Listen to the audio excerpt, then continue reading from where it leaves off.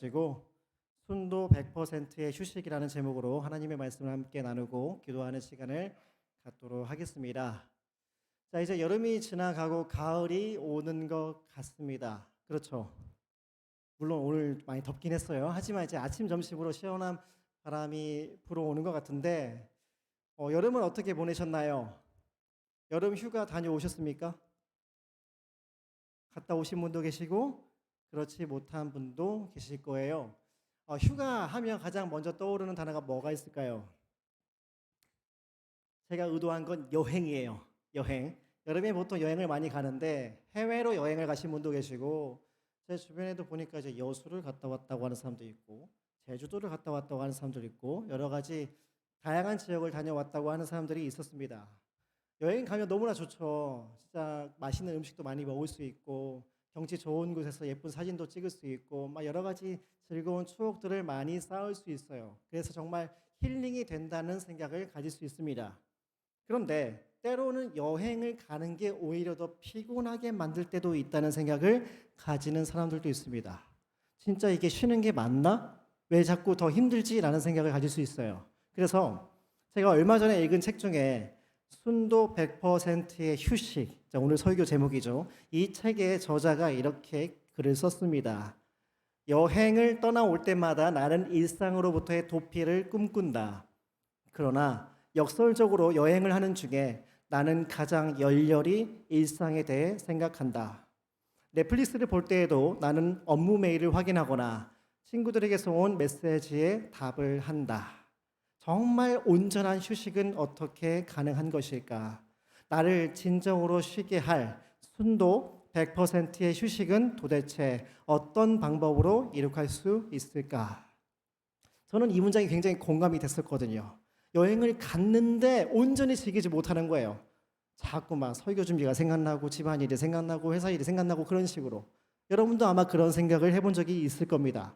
뭔가 만족할 만한 여행을 간다 할지라도 우리 정신은 딴 데가 있어요. 그리고 실제로 우리가 여행을 가보면 우리가 계획한 대로 다 됩니까? 날씨가 안 도와줄 때가 있어요. 갑자기 막 차가 막힐 때가 있고 가장 짜증나는 건 뭐냐면 정말 유명하고 맛있다고 소문 나가지고 1시간 45분 동안 기다려서 음식점에 들어갔는데 맛이 없는 거예요.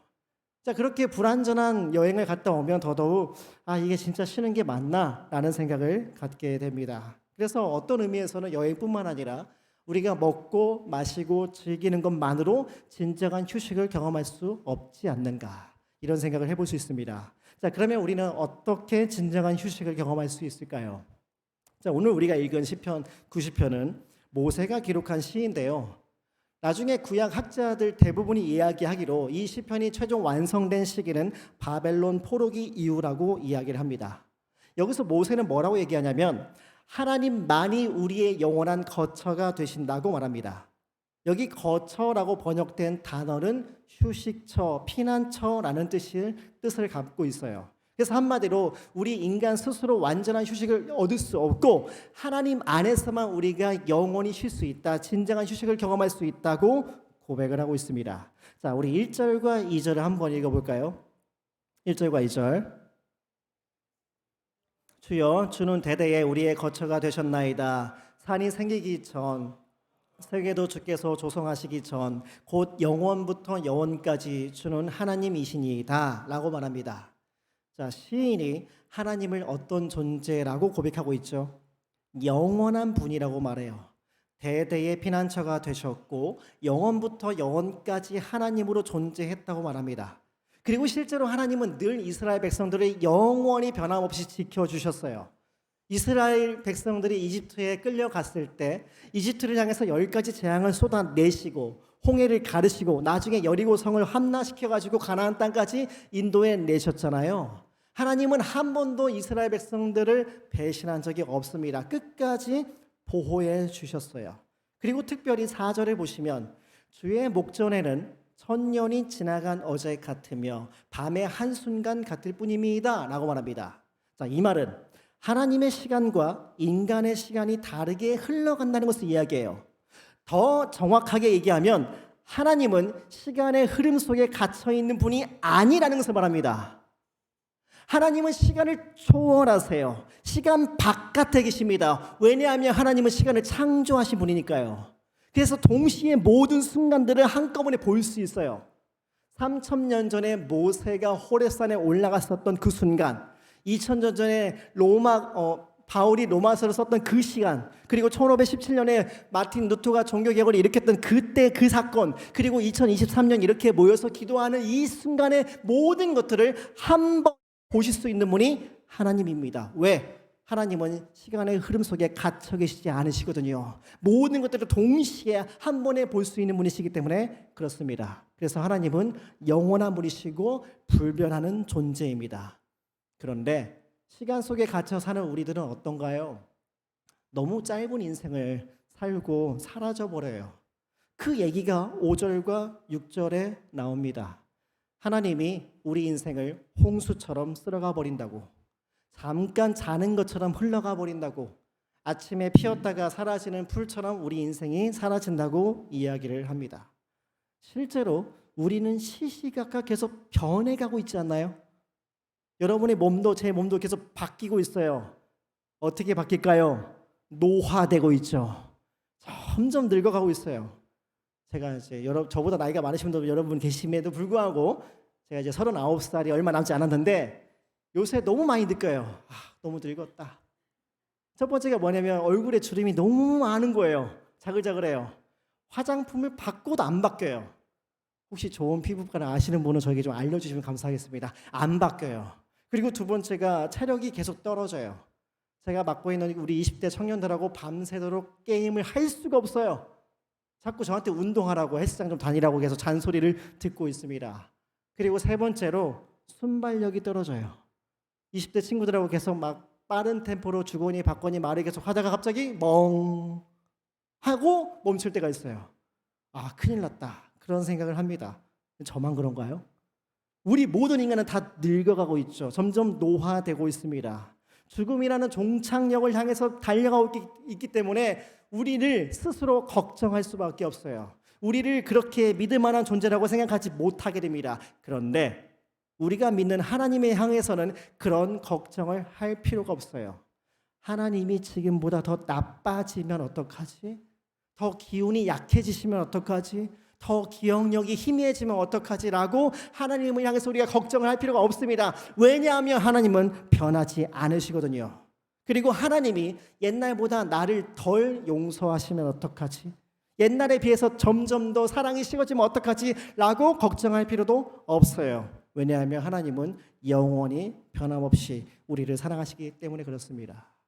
그래서 유명한 신학자 중에 제임스 베커라는 분이 있는데 하나님을 아는 지식이라는 굉장히 고전에 속한 책에서 하나님의 영원하심이 어떤 것인지 여러 가지 개념을 설명해 줬는데 그 중에 두 가지가 생각이 났습니다. 첫 번째는 하나님의 진리는 변하지 않는다라고 말해요. 자, 우리 인간하고 비교해 볼게요. 우리 인간의 말은 진실되지도 못하고 계속해서 말이 바뀌어요. 분명히 젊었을 때는 진보적인 사람이었었다가 나중에 나이가 들면서 점점 보수적으로 바뀌는 사람을 우리는 자주 봐왔죠.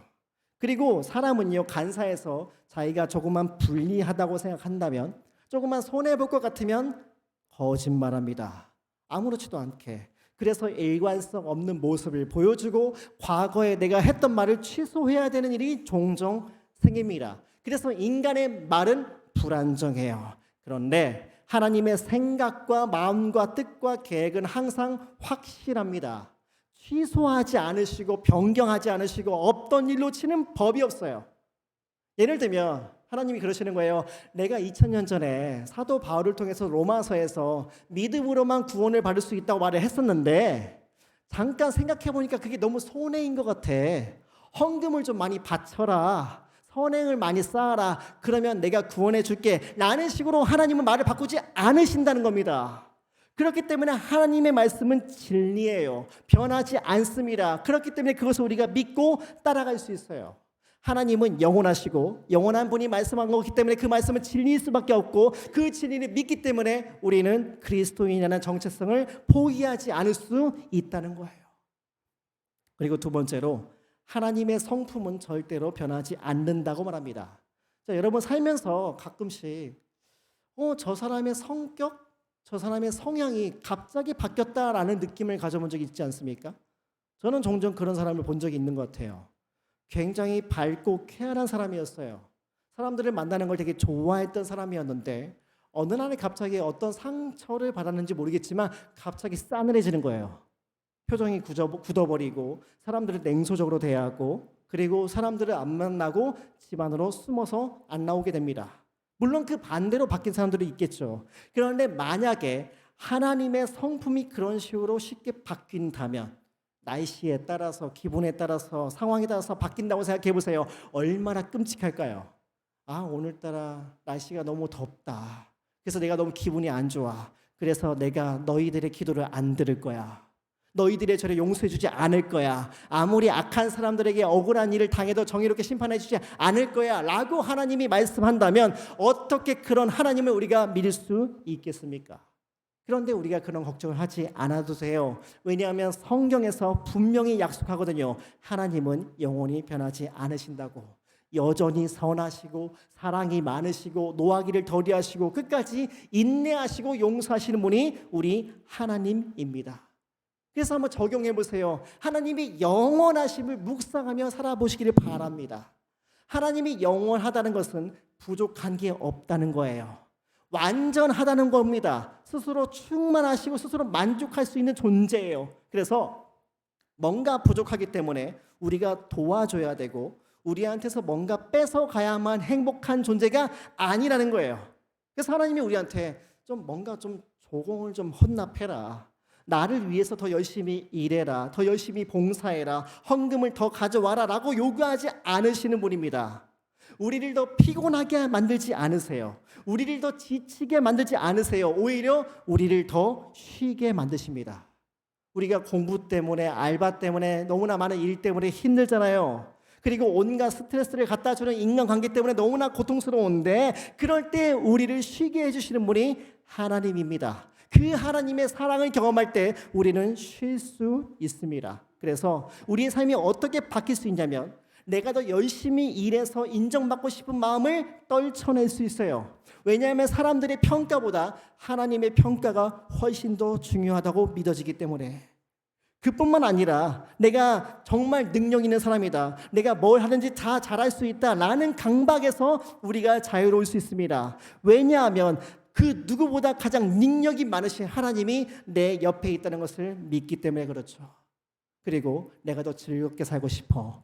세상에서 맛있는 음식을 다 먹고 싶고 가장 재밌고 짜릿한 모든 이벤트를 다 경험해보고 싶다. 정말 화려하고 비싼 삶을 살고 싶다라는 욕구에서 벗어날 수 있어요. 왜냐하면 나를 가장 기쁘게 해주시는 분은 나를 죄에서 구원하신 하나님밖에 없다는 것을 확신하기 때문에 그렇습니다. 그래서 우리가 하나님 안에서 만족할 때 그보다 더 큰 휴식은 없다는 것을 믿을 수 있어요.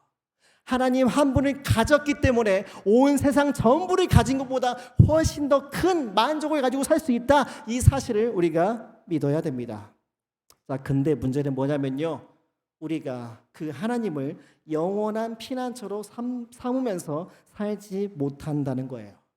하나님 안에서 우리가 쉬지를 못합니다. 그 이유가 뭘까요? 오늘 본문에서 그 이유가 두 가지 때문이라고 지적을 해주고 있습니다. 첫 번째는 우리에게 피난처가 필요하다는 것을 우리가 스스로 인정하지 않기 때문이라고 말해요. 우리는 지금 이 순간 영원히 살 것처럼 살아요. 언젠가는 내가 죽을 수도 있다는 사실을 외면하기 때문이라고 말씀을 해주고 있습니다. 자, 3절에서 보시면 주께서 사람을 티끌로 돌아가게 하시고 말씀하시기를 너희 인생들은 돌아가라 하셨사오니 라고 말합니다. 이거랑 가장 유사한 말씀이 어디 나오냐면 창세기 3장 19절에 나와요.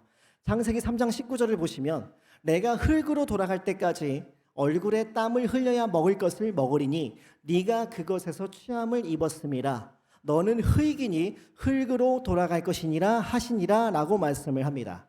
자, 이 말씀은 하나님이 아담을 저주하는 장면이죠.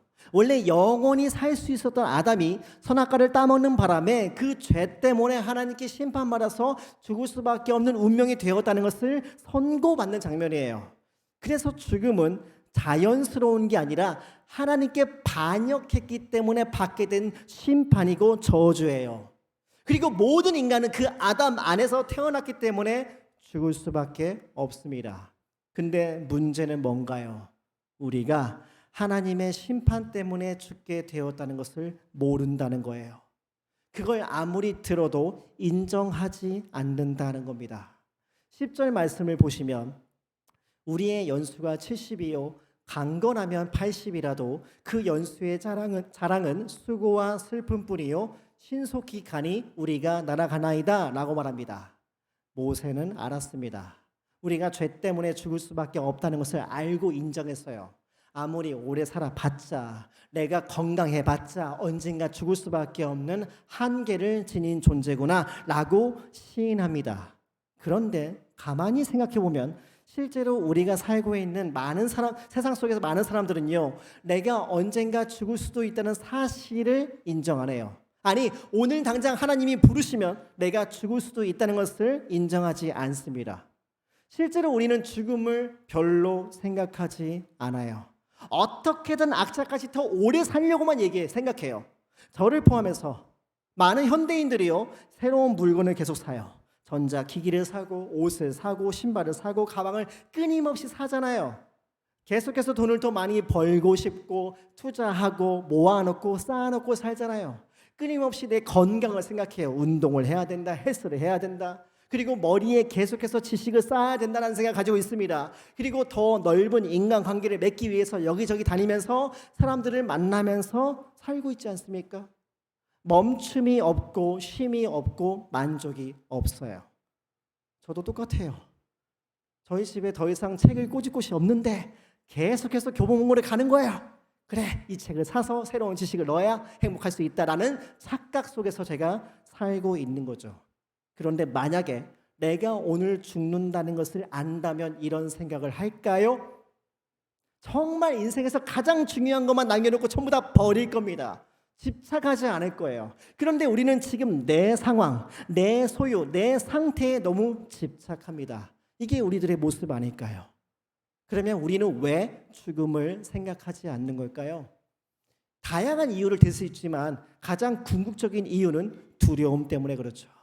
누구나 죽음 앞에서 두려워합니다.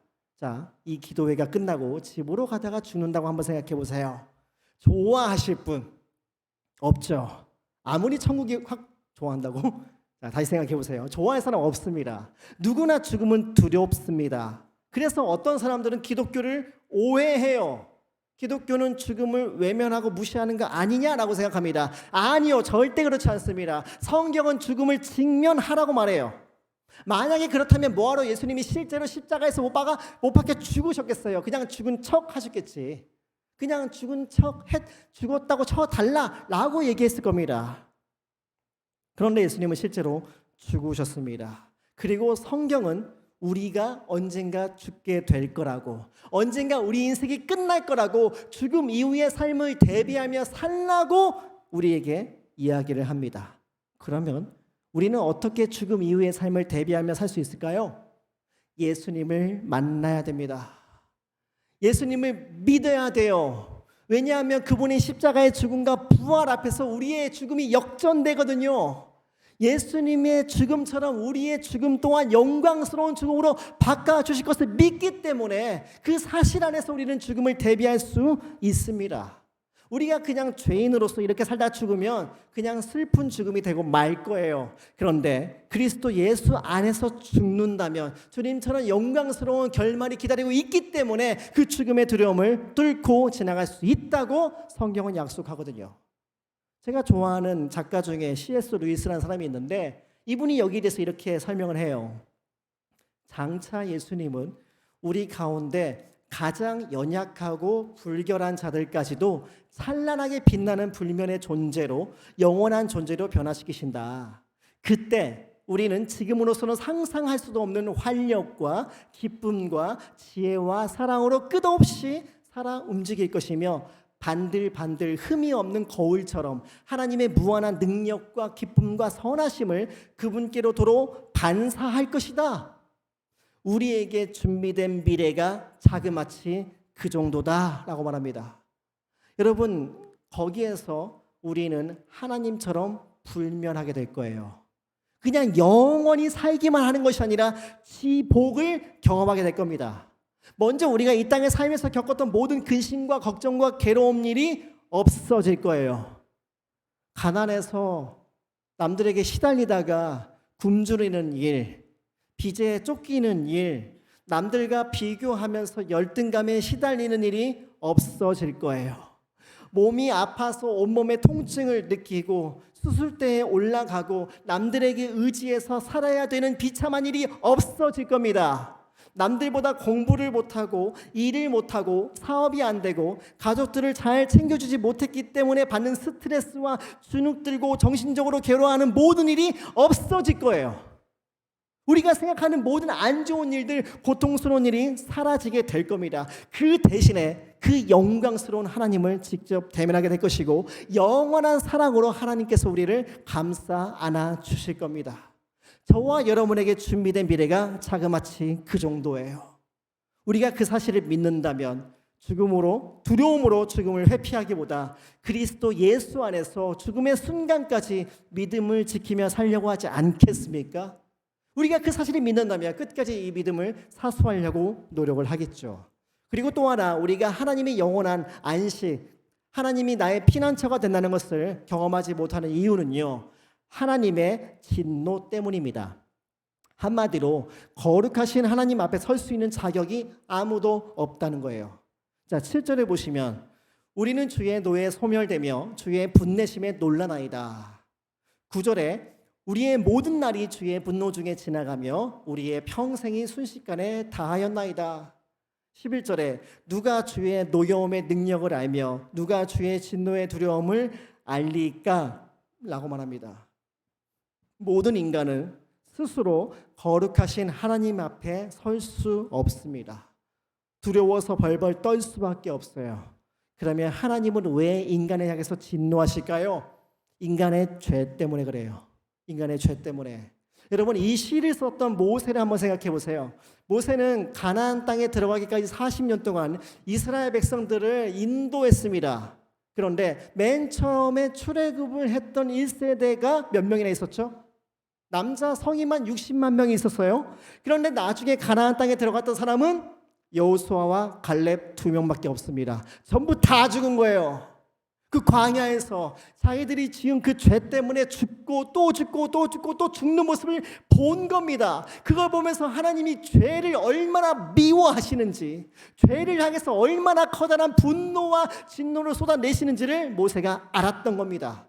그래서 인간은 하나님 앞에 스스로 설 수 없다는 것을 깨달았던 거죠.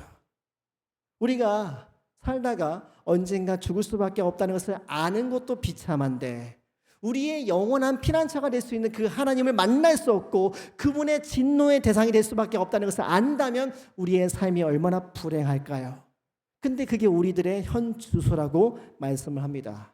그래서 하나님이 우리를 향해서 진노를 쏟아내고 계시기 때문에 우리는 하나님께 가까이 갈 수 없습니다.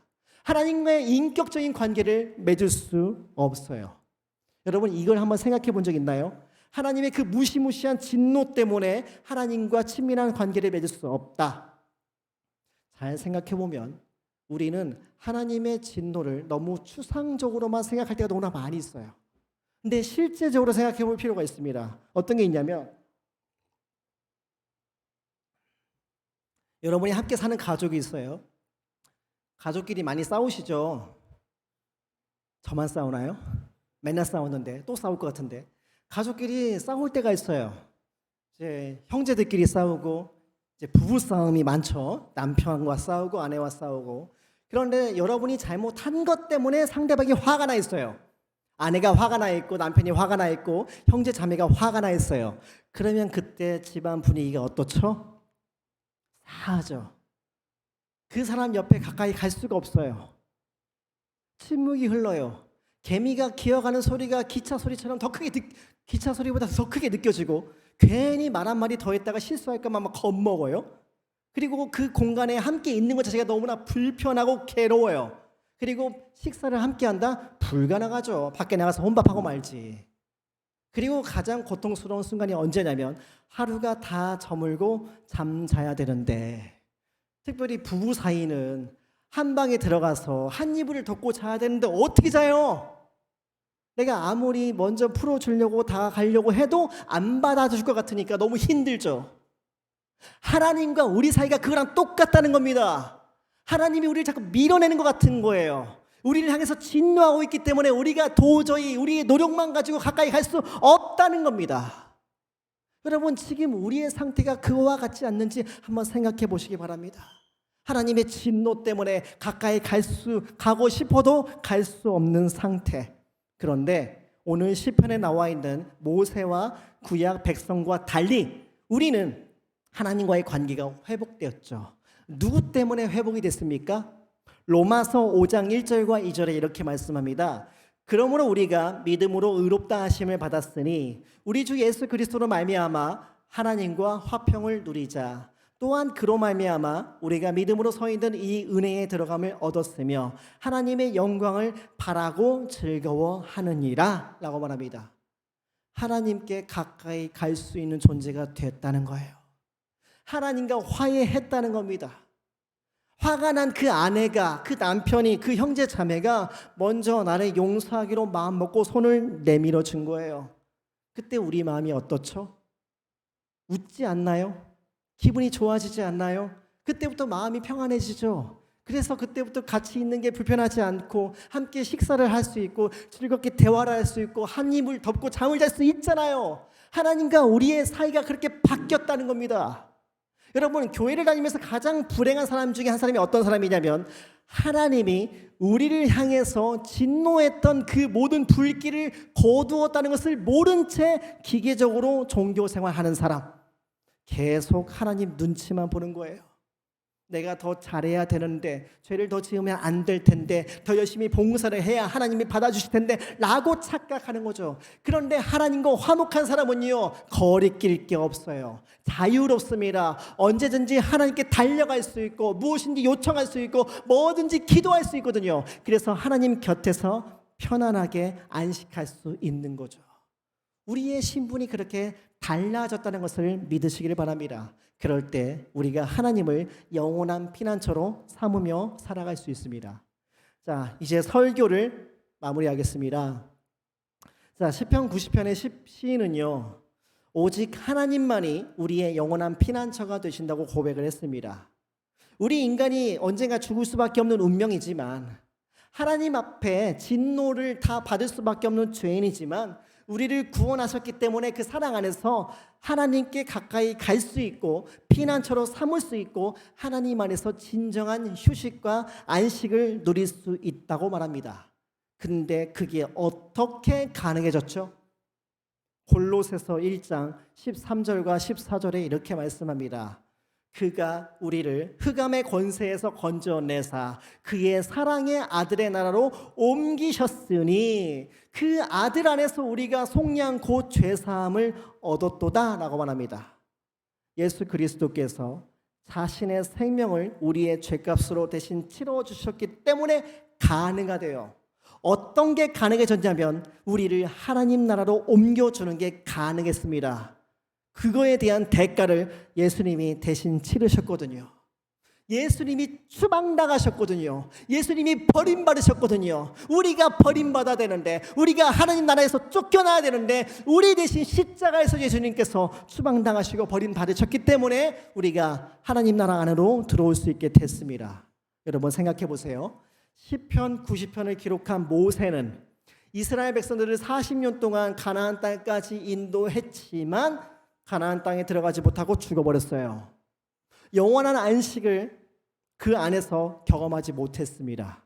그리고 이 시편이 최종적으로 완성되었던 바벨론 포로 시기에 이스라엘 백성들은 나라를 잃었습니다.